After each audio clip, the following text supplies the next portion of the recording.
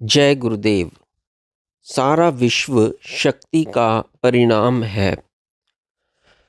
हे शिव युवती, तू मन है, तू वायु है और वायु जिसका सारथी है वह अग्नि भी तू है। तू जल है और तू भूमि है। तेरी परिणति के बाहर कुछ भी नहीं, अर्थात सारा विश्व तेरे परिणाम का ही रूप है।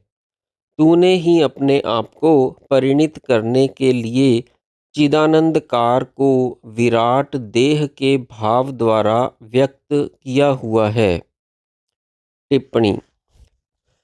जैसे 34वें श्लोक विश्व और शिव की एकता दिखाता है, वैसे ही 35वें श्लोक में चिदानंद को समझना चाहिए, अर्थात यह अध्यात्म स्वरूप है।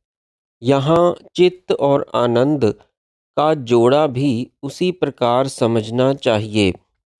मन, आकाश, वायु, अग्नि, जल, पृथ्वी सत्य शक्ति के विकार हैं।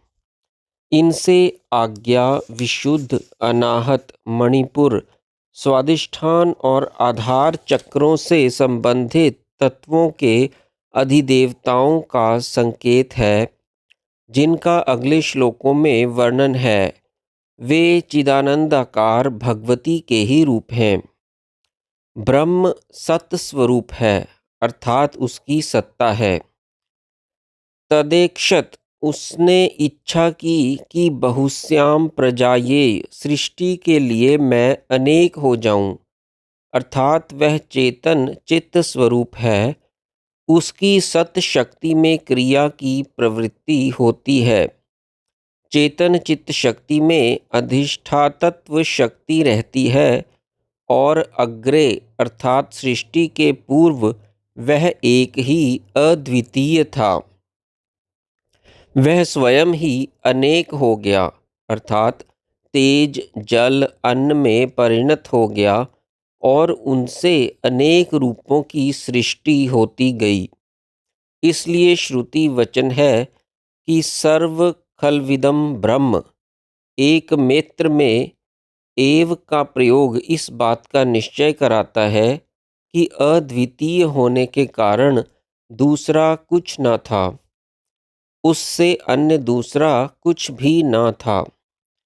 अतः ब्रह्म की सत्य शक्ति का परिणाम यह सारा विश्व है और उसका अधिष्ठातत्व आधार चिदानंद स्वरूप है। यह भाव इस श्लोक में दिखाया गया है। मन, आकाश, वायु, अग्नि, जल और पृथ्वी ब्रह्म की सत्य शक्ति के परिणाम हैं तथा चेतना और आनंद का प्रकाश उस परिणाम के प्रत्येक स्तर पर प्रत्याभासित हो रहा है। 5 महाभूत, 5 तन्मात्राएं, 5 कर्मेंद्रियां, 5 ज्ञानेंद्रियां और मन, बुद्धि, चित्त, अहंकार का अंतःकरण चतुष्टय सभी सत शक्ति के परिणाम हैं, जो चित्ती शक्ति के प्रकाश से चेतन और अचेतन दिखते हैं। जैसे अंधकार प्रकाश की अपेक्षा रखता है, उसी प्रकार अचेतन चेतन की अपेक्षा रखता है। जैसे प्रकाश का तिरोभाव अंधकार का कारण है, तथैव चेतना का तिरोभाव अचेतना का कारण है।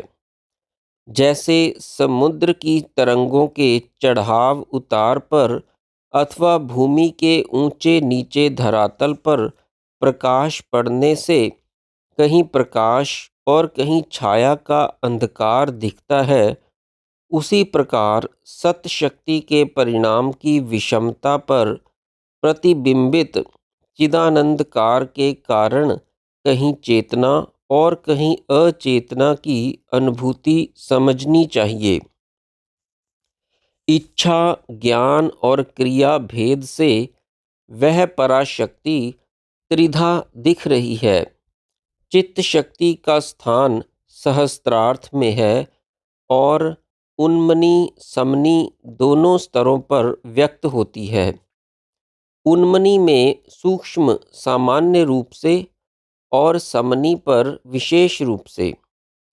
चिदानंद ही अभिव्यक्ति व्यापिका और शक्ति के स्तरों पर होती है।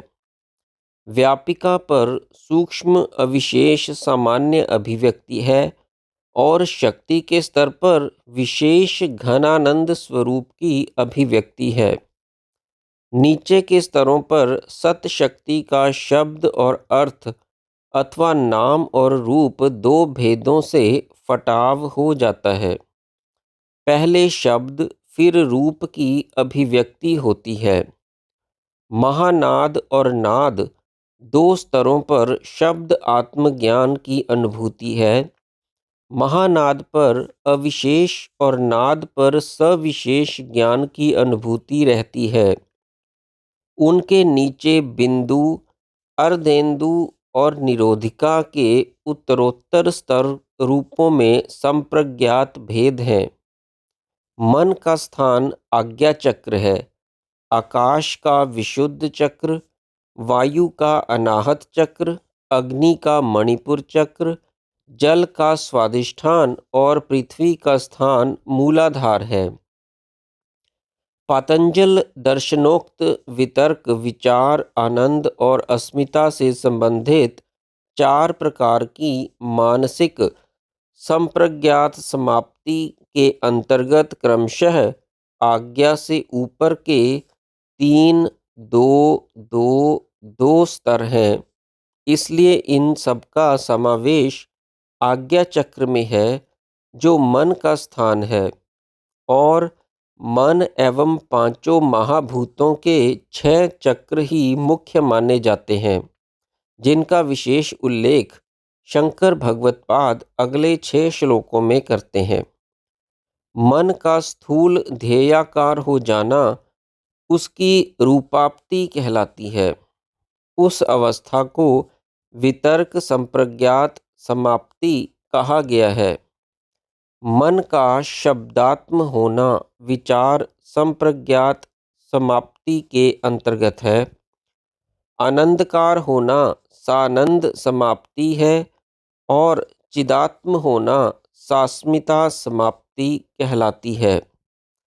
समता की प्राप्ति को समाप्ति कहते हैं और प्रज्ञा से संयुक्ति को सप्रज्ञात कहते हैं। अर्थात इन अवस्थाओं में मन प्रज्ञा से संयुक्त रहकर स्थूलाकार, सूक्ष्माकार, आनंदाकार और चिदाकार रहता है। जय गुरुदेव।